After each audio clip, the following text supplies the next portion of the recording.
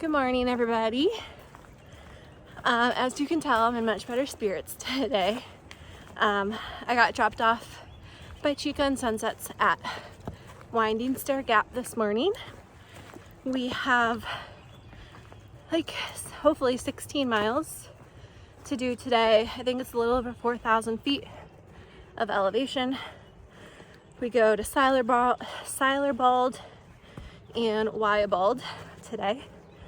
The temperature during the day is supposed to be in the 50s, so nice and sunny, but tonight it's going to drop dramatically to the 20s and rain and snow, so it's going to be a cold night, but I'm pushing to get to the NOC by tomorrow, which is currently like 27 miles away. So 16 today, 11 tomorrow, because tomorrow night I think the low is going to be close to single digits, so trying to escape that. But yeah, we have a climb out of Winding Stair today, this morning, but it's not too bad so far. But I'll check in with you guys later.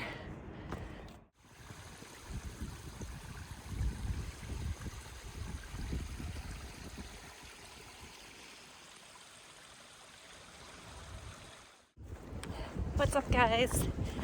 An update for the day. Oh, I'm out of breath.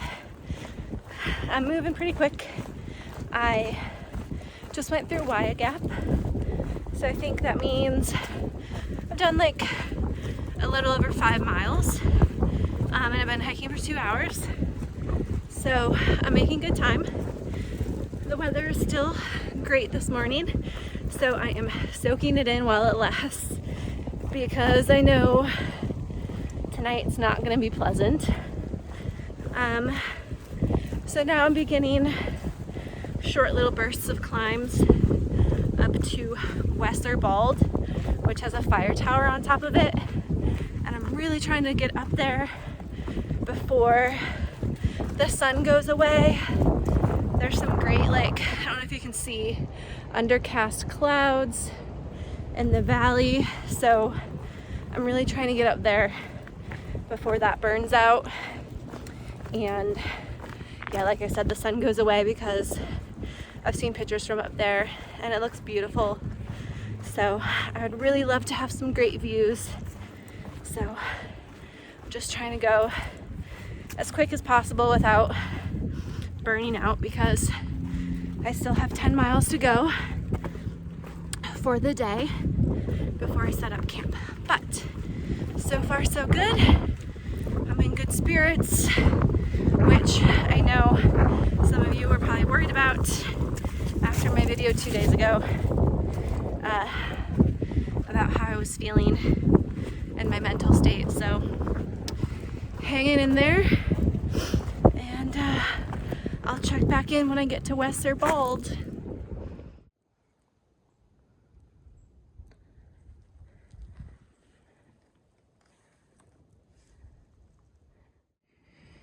Alright, so we're on a paved trail. I think we're close to the fire tower. Nothing like a trash can blaze. Alrighty, let's go. Actually, now that I'm looking at my Far Out app, I think that right there is the fire tower. It's just smaller than I thought it would be. Maybe it's more impressive the closer you get.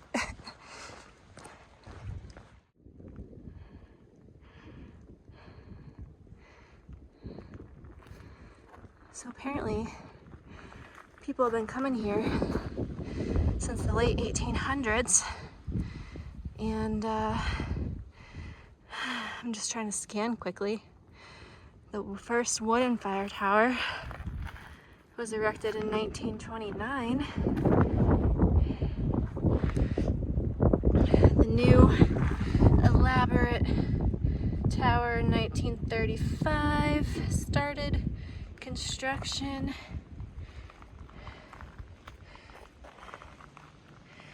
And it looks like this one that's currently here was built in 1983. And it's called the John B. Byrne Memorial Tower. He was a forest supervisor for the Antahala National Forest.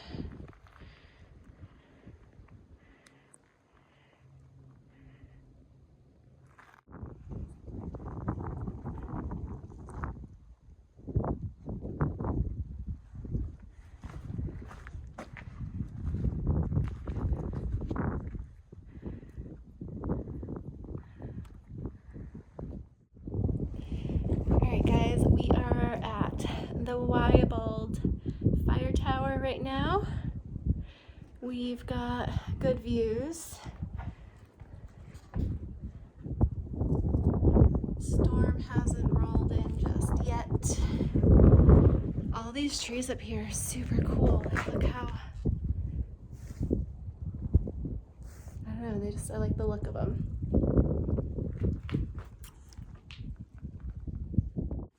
Alright, so I've been checking the weather and getting updates from Jordan via text quite a bit today, and I have to say I'm getting a little bit nervous about this weather that's coming in. When I first planned to come back out on trail today, the low was like in the mid-20s, but now it's down to the teens, upper teens, and there's more snow forecasted. And tomorrow's getting colder with -degree wind chills, and I'm supposed to go up and over Rocky Bald and Westerbold tomorrow morning. So I don't know, I'm kind of worried. I think I can stay warm enough tonight. I've got hand warmers and a bunch of layers I can put on, but I am a little bit nervous about hiking over some of these balds tomorrow with the wind chill to get into the knock. But the issue with trying to potentially get off trail tonight is most places are probably booked up. So I don't know where I would go tonight, and then I most definitely wouldn't be able to get to the knock tomorrow to meet back up with the cult at the cabin that we're all renting Saturday night and Sunday night, which is no big deal. I mean, I'll still pay for my share Saturday, but that means I'd still have to find somewhere else to stay Saturday night that probably doesn't require a shuttle, because I don't think any shuttle drivers are going to want to go out in the snow tomorrow to drive me somewhere. So I feel like I'm kind of stuck right now with trying to survive tonight and make it to the knock by foot tomorrow. I do have one text out to the Antahala Mountain Lodge to see if they have a bunk tonight, and to see if they can pick me up at Burningtown Gap, but I'd still have to figure out tomorrow. And I was planning on zeroing on Sunday again with the trail fam, but I could always hop back on trail Sunday to make up the miles to the knock. That way I'm back on track with the cult miles. But yeah, I've got some things to figure out. I don't think I have very much optimism that I'm going to be able to find anywhere to stay tonight or tomorrow, other than where I already have booked tomorrow. So I might just have to cross my fingers and hope for the best. Alright guys, so I made a decision. I went with my gut because I've just been like stressed about this the whole hike. I got to Burningtown Gap, and and was just, I feel like my gut was telling me not to keep going. I'm sure I would have been fine overnight, but I was really mostly worried about hiking tomorrow because it's, you know, -degree wind chills, and I've just got trail runners. I mean, I do have thicker socks that I could put on, but with like the -degree wind chills and going up and over 2 balds tomorrow, like over 5,000 feet in elevation, I was really worried about my safety.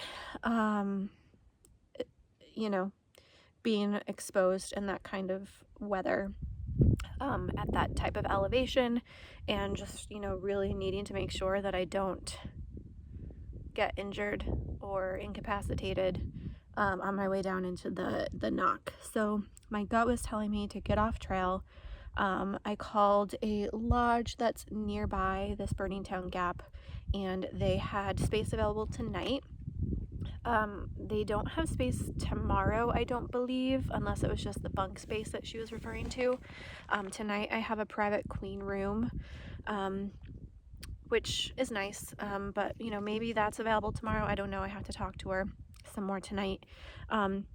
So yeah, tonight I've got this queen room out of the cold, and I kind of just need to figure out tomorrow on the fly. I need to find out if there's any shuttles that are running tomorrow that can shuttle me to Bryson City, which is where I have that cabin with the cult for tomorrow night. But if I can't make it there, then I can't make it there, and I'll find somewhere else that I can stay tomorrow and hopefully shuttle to. As long as shuttles are running, that's going to be the big if. And I mean, if shuttles aren't running and I get stuck at this place, hopefully they'll have some mercy on me and let me sleep on a floor somewhere or something. Yeah, and then originally I was going to be taking a 0 on Sunday at this cabin in Bryson City, so the weather's supposed to get better on Sunday, so I'm going to see if there's any way I can get shuttled back to this Burningtown Gap on Sunday and finish this 12-mile stretch between here and the knock on Sunday to catch back up with the group. But I will figure that all out as I go, and if I get delayed again and get behind the group, then so be it. You know, I'm sure I can catch up at some point, potentially. So I just felt like this was the right decision. My gut was just screaming at me not to keep going.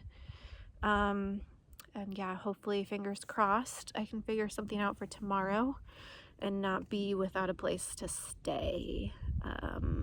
Otherwise, I'm gonna be sleeping in the cold in my tent. I don't really know which is going to be even colder tonight, so hopefully I don't have to do that. I'm sure that there will be options,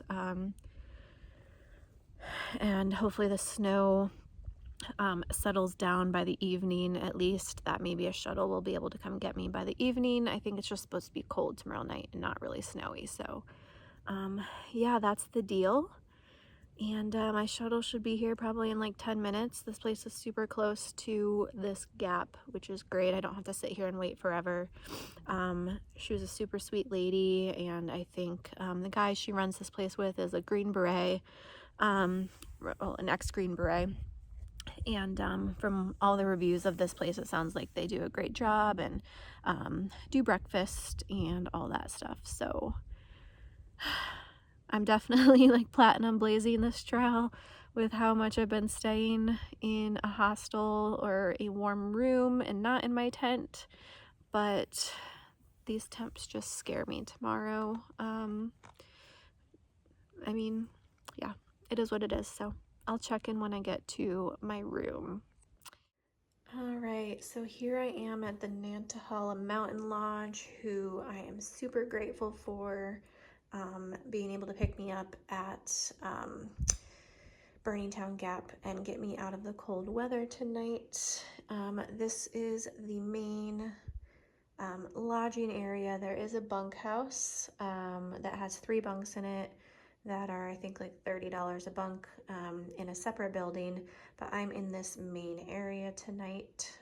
So I thought I'd show you what it looks like, because I don't think many thru hikers at least that do YouTube, have stayed here because I've never seen it before. But they have really good comments on the Far Out app. And again, this is Antahala Mountain Lodge. You can get here from Tellico Gap or Burningtown Gap. Definitely, maybe other places too, I'm not sure. It was about a 15-minute ride from Burningtown Gap. So this is the main area. There's a living room here, a great fireplace. In here's a TV with a Roku, comfortable couch. We've got a full kitchen here, and in the freezer, they've got some food stocked that you can have, some Hot Pockets, chimichangas, Marie Colander bowls. There's even a thing of ice cream in there. There's some sodas in the fridge that you can purchase, microwave, a kettle, toaster, basically anything you would need in the kitchen. A little dining room table right here. They have a mini resupply area here where you can buy things like chips, ramen, some tuna packets, North Sides, candy bars, even some toiletry type things. You just add what you buy to a sheet here and it gets added to your total. There's a main bathroom here with a shower. In this door right here, there is a room with 2 twin beds. And then I'm staying in this room. It's a private room with a queen bed. It's $85 a night. I think that maybe someone can sleep on this as well, but I'm not sure. But it does have its own private bathroom. There's laundry here, but I think it's out of order right now. But yeah, this room has its own private half bath. And you just shower in that main bathroom if you need a shower. And the owners are really great, super friendly, and they cook breakfast in the morning. She comes down at 7 to start cooking, and I believe we eat at 7:20. So yeah, their grandson is going to shuttle me tomorrow morning after breakfast, at least to the Knock. I'm gonna see if he's able to shuttle me directly to the cabin I'm staying at tomorrow. It's another 20 minutes past the Knock probably. It of course does cost money. The shuttle from the Burningtown Gap was included with the stay, but being shuttled elsewhere will be an extra fee. But yeah, so that's the plan. Tomorrow I'm gonna get to the cabin in Bryson City where the cult, the whole group is staying. They're there tonight. They added an extra night on to the stay to also escape the cold weather. So gonna get there tomorrow, and then Sunday I'm gonna hope and see if I can get a shuttle to take me from the cabin back to Burningtown Gap to make up these 12 miles from Burningtown Gap to the Knock. That way I'm back on schedule to hike to Fontana with the rest of the group and then enter the Smokies with them. So yeah, I just wanted to show you around here. So far so good, really enjoying it, nice and cozy. Would highly recommend staying here if anyone needs somewhere to stay in the Burningtown or Tellico Gap area. So I'm just gonna hang out tonight, probably make some dinner here soon, edit today's video and get it uploaded, and hopefully get some good sleep tonight. I didn't sleep good last night, but I got a private room tonight, so hopefully I'll be able to sleep really well. So thanks guys for tuning in and all your support, and I will see you tomorrow.